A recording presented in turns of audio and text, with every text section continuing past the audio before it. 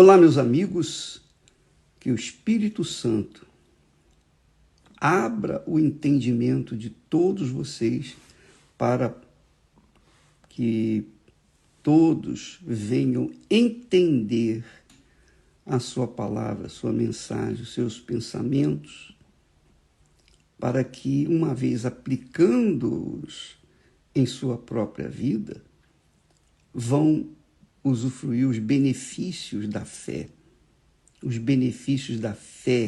sobrenatural, a fé inteligente, a fé racional, a fé que se apoia na palavra de Deus e não em sentimentos, e não nas coisas que se veem, não nas coisas que se sentem, que se tocam, mas nas coisas estritamente espirituais.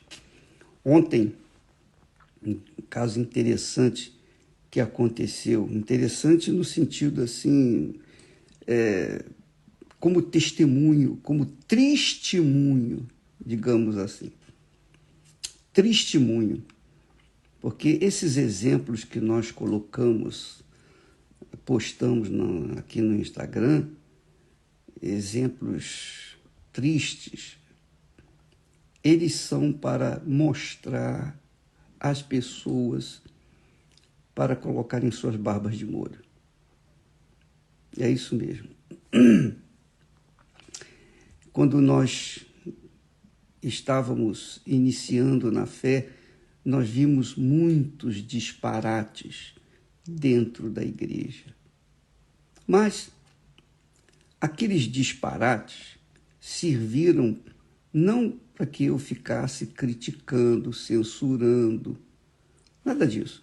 Aqueles disparates que eu via me colocava numa posição de assim, como se diz, uma posição de atenção, exatamente isso, alerta. Eu ficava alerta, eu ficava atento, para que não viesse cometer os mesmos erros que eu estava vendo diante dos meus olhos. E o mesmo propósito nós temos. Nós temos mostrado aqui testemunhos magníficos do poder de Deus, não é verdade? Coisas que Deus tem feito de forma extraordinária. Mas nós não podemos também omitir os testemunhos para que as pessoas venham se posicionar, venham ver, avaliar a própria vida, para você ver a sua própria vida.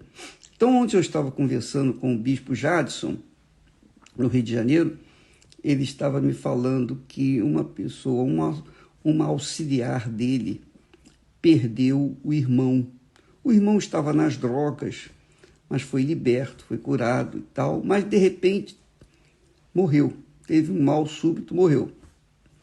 O que aconteceu? A irmã dele, quando soube, isso foi à noite, quando ela soube, teve notícia de que seu irmão morreu, na hora ela caiu morta, morreu também. E nós ficamos indagando um ao outro, por quê, como que pode acontecer isso? Mas é o que está escrito nas Sagradas Escrituras. Quando Jesus falou assim, ele disse, olha só o que Jesus fala, porque onde estiver o seu tesouro, aí estará o seu coração. Aí estará o seu coração.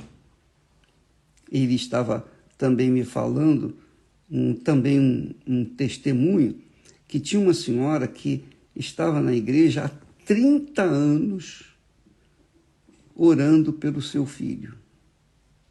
Orando, clamando, pedindo pelo seu filho. 30 anos. E ela não recebia o Espírito Santo. Ela fez tudo que podia fazer, mas não recebeu o Espírito Santo. Por quê? Porque o tesouro dela era o seu filho. O seu coração estava no seu filho. Até que um dia ela se libertou dessa amarração e ela recebeu o Espírito Santo. Então, eu queria que você aprendesse com esses fatos de como você deve se comportar diante dos fatos que estão acontecendo ao seu redor e talvez com você mesmo. Porque quando Paulo escreve aos Romanos, uma igreja nova, cristãos recém-convertidos, ele, com muita clareza, ele diz assim: porque a inclinação da carne é morte. A inclinação da carne é morte. Inclinação da carne. Se a pessoa é oficial da igreja, pastor, bispo, obreiro, membro, não sei o quê, isso não importa. O que importa é o seguinte: a inclinação da carne é morte, é para a morte. Mas a inclinação do Espírito Santo é vida e paz. Então você tem que escolher, optar pelo que você quer. Se você quer vida e paz, então invista o seu coração no recebimento do Espírito Santo. E se você já foi batizado com o Espírito Santo, não tenha isso como, bom, agora eu posso descansar, agora eu posso ficar tranquila. Não, você tem que manter-se no Espírito. Foi o que Paulo fala logo no início dessa carta aos Romanos. Ele diz, olha, andai no Espírito e não satisfareis as concupiscências da carne. Quer dizer, quando a pessoa está em Espírito, anda em Espírito, ela se blinda, ela blinda a sua própria salvação, que é a coisa mais preciosa que existe na face da terra. Não existe nada mais glorioso, nada mais rico, nada mais poderoso do que a salvação de uma alma. É muito difícil, é muitíssimo difícil. Jesus disse, quão dificilmente entrará o rico no reino dos céus. Quão dificilmente. Ele quem falou isso. Aí a pessoa diz, bom, os discípulos na hora perguntaram, mas Senhor, então, sendo assim, quem poderá ser salvo? Mas Jesus não estava falando que a riqueza condena a pessoa ao inferno, não. Ele estava falando justamente isso aqui que Paulo está ensinando. A inclinação da carne. Quando a pessoa tem riquezas, quando a pessoa tem muito dinheiro, ela vive na ostentação normalmente, ela vive tranquila, porque ela confia nas suas riquezas, ela confia nas suas posses. Se ela tiver uma dor de barriga, ela manda chamar o médico, o melhor médico do mundo até a sua casa para curá-la, porque ela confia nas suas riquezas, confia nas suas riquezas. Lá em Jeremias, Deus fala, não se glorie o sábio na sua sabedoria, nem o rico na sua riqueza, muito menos o forte venha confiar na sua força. Mas aquele que se gloriar, melhor dizendo, aquele que se gloriar, glorie-se nisto, em me conhecer. Então, quando a pessoa recebe o Espírito Santo, ela tem pleno conhecimento de Deus. Ela tem experiência com Deus, ela sabe com quem está vivendo. Então, quando uma pessoa é selada com o Espírito Santo, ela tem que manter-se em espírito, andando em espírito. Porque se ela se desviar para um lado ou para o outro, se ela se inclinar apenas um mínimo para um lado ou para o outro, ela vai, lá na frente, ela vai estar caída totalmente. Lembra quando Deus falou para Josué, olha Josué, levanta-te, toma posse da terra prometida, obedeça, siga o que Moisés te mandou. Não te desvie nem para a direita, nem para a esquerda. Nem para a direita, nem para a esquerda. Então, siga nessa linha reta. Quer dizer, foca o seu pensamento, o seu espírito, naquilo que eu falei, que eu ensinei, que eu dei a Moisés. Então, como o caso dessa jovem que morreu quando soube da morte do seu irmão. Quer dizer, ela morreu no mesmo dia que ele. Por quê? Por que ela morreu? Ela morreu porque o coração dela, o irmão dela era o tesouro dela. E o coração dela estava no seu irmão. Então, quando o irmão morreu, para onde foi o irmão? O irmão foi para o túmulo. Para onde foi o coração dela? Também foi para o túmulo. Ela morreu também. Então, nós chegamos à conclusão que, e é isso, a intenção nossa é justamente essa, que a salvação é algo tão precioso, tão precioso, tão precioso, que vale a pena você dedicar 24 horas por dia, 365 dias no ano, por toda a sua vida, investindo nessa salvação, guardando-a, protegendo-a. Veja que Paulo fala lá, combati o bom combate, guardei a fé. Guardei a fé, quer dizer, ele teve que combater. Lembra que eu falei que há um conflito que todos nós passamos, tenha o Espírito Santo ou não tenha o Espírito Santo, mas todos nós temos esse conflito entre o pensamento e o coração. Toda hora a gente tem que decidir para onde nós vamos, nos inclinamos, para as coisas de Deus ou para as coisas do coração. O coração é enganador, ele é corrupto. Então a gente não pode dar atenção à voz do coração, porque ele leva as pessoas à morte. É o caso dessa jovem. Perdeu o irmão estupidamente porque o coração dela estava no seu irmão.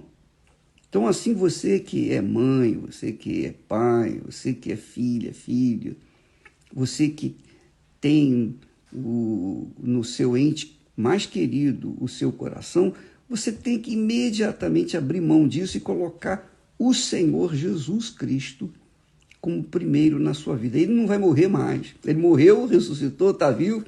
E ele vai garantir, o Espírito dele garante a sua vida eterna. Então, vamos colocar o coração nele, fixar o nosso coração nele. Ele tem que ser o seu tesouro, ele tem que ser a sua prioridade. Não é o filho, não é a filha, não é o pai, não é a mãe, não é o irmão. Eu já contei para vocês que quando eu me converti, realmente, quando eu tive meu encontro com Deus, eu abri mão do meu primeiro amor, que era a minha mãe, a minha saudosa mãe.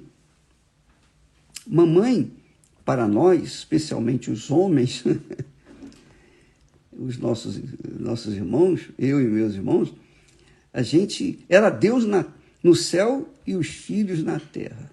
Era assim, mamãe era assim, apaixonada pelos seus filhos. E nós, eu, pelo menos, retribuía esse amor. Ela era a primeira na minha vida. E esse relacionamento, apesar de ser um relacionamento bonito, lindo, respeitoso, glorioso, mas ele não pode ultrapassar os limites. Quando eu conheci Jesus, eu tive que optar entre a mamãe e Jesus. Eu optei, claro, pelo Senhor Jesus. E o que aconteceu? A mamãe ficou com ciúmes. A mamãe ficou com ciúmes porque, a partir daquele momento, ela já não estava mais em primeiro lugar na minha vida. Então, tem muitos pais que têm o mesmo sentimento de colocar os seus filhos em primeiro lugar. filhos que têm o mesmo sentimento de colocar os seus pais em primeiro lugar. Eu tenho um parente, um ente querido, que ele está na igreja há muitos anos, mas ele não se converteu. Aliás, não é um só, não, vários. Não se converteu. Sabe por que ele não se converteu? Sabe por que ele não recebeu o Espírito Santo? Porque ele tem a sua família como primeiro lugar. Ele é apaixonado pelos filhos, é apaixonado pelos netos, que quanto mais vai nascendo, mais ele vai se apaixonando. Quer dizer, ele deixou, embora saiba, conheça a palavra de Deus, mas ele ama mais os seus entes queridos, seus familiares, do que o próprio Deus, que o salvou. Jesus deu a vida dele por mim. Como que eu posso amar alguém acima dele? Só se alguém der a vida por mim. Nem assim serviria, porque esse alguém tem que ser perfeito como era Jesus. Mas Jesus deu a vida por mim e ele é o meu Senhor, meu Salvador. Ele é a primazia. Então, se eu perder meus filhos, eu não vou morrer. Se eu perder a minha esposa querida, eu não vou morrer. Se eu perder tudo que eu tenho, não vou morrer. Eu só não posso viver sem o Espírito de Deus. Esse eu não abro mão, de jeito nenhum. Porque é Ele que me mantém em pé. É Ele que me mantém de pé. É Ele que me dá fé para estar de pé. Então, quando Paulo fala a inclinação da carne é morte, quer dizer, para a morte, ele está dando a dica, olha, não se incline para ninguém, para nada, muito menos para vaidades, muito menos para dinheiro, cobiças, riquezas, ostentações. Quando você vê essas pessoas ricas aí, ostentando casas, aviões, lanchas e outras coisas mais, não se incline para isso, não fique olhando para os outros, não olhe para essas pessoas, olhe para a sua vida, cuide da sua vida. Quando você vê alguém casado, bem casado, não fique observando a vida dos outros, observa a sua vida, olhe a sua vida, coloque a sua vida no altar, seu coração tem que se manter no altar, porque no altar ele é oferta viva e Deus abençoa, empodera. É o altar que santifica a oferta. Então, você colocando o seu coração no altar, você está guardada, protegida, porque o altar é o abrigo de Deus. Sabe o Salmo 91? O que habita no abrigo de Deus, a sombra do Onipotente descansará. Pois é, quem está com o coração no altar, está guardado, protegido. Nenhum mal vai lhe tocar, nada vai lhe tocar, a não ser que a pessoa saia do altar, tire o coração do altar e vá dar umas voltinhas por aí. Aí já era. Então, Paulo fala aqui que a inclinação da carne é inimizade contra Deus. É claro, Deus, o Espírito de Deus tem ciúmes de nós. Ele não quer dividir-nos com ninguém. Você sabe disso. Então você tem que ter essa consciência. Seja você amar os seus pais, seus filhos, seu marido, sua esposa, as pessoas, amar o próximo é muito importante, é extremamente importante. Mas isso só é possível quando você primeiro ama a Deus. Porque se Deus não estiver em primeiro lugar na sua vida, se Ele não for o seu primeiro amor, então ninguém vai ser o seu primeiro amor. Ninguém vai ser amado por você.